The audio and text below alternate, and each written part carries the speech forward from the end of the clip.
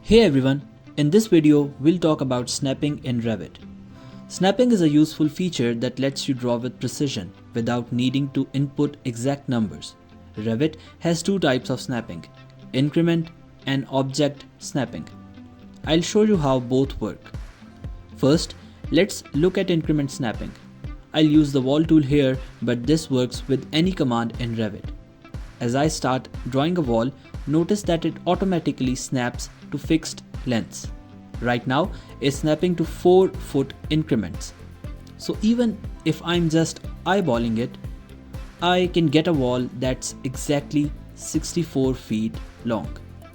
Now, zooming in gets even more precise. Instead of 4 feet increments, it snaps every 6 inches. Zoom in more and you'll get increments down to the inch and even quarter-inch increments. This works at any angle as well. Revit will snap to whole degrees or common angles like 45 and 90 degrees. Revit also prioritizes snapping to nearby geometry over increments. For example, if there's a nearby object, it will snap to that object of the preset increments, giving you really precise control over the drawing. Now, let's switch to object snapping. This feature looks for key geometric points like the endpoints, midpoints, and the intersections on objects.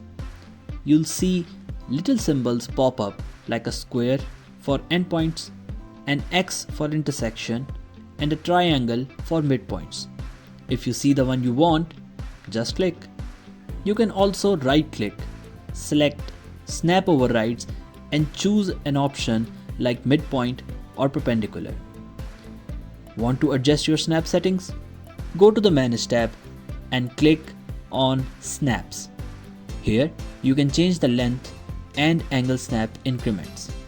You can also customize object snaps, turning them on or off as you like. Beneath these options, we have some keyboard shortcuts as well to ensure we can work efficiently. So that's snapping in Revit. These tools make your drawings quicker and more accurate. Try out both increment and object snapping to see how it works for you.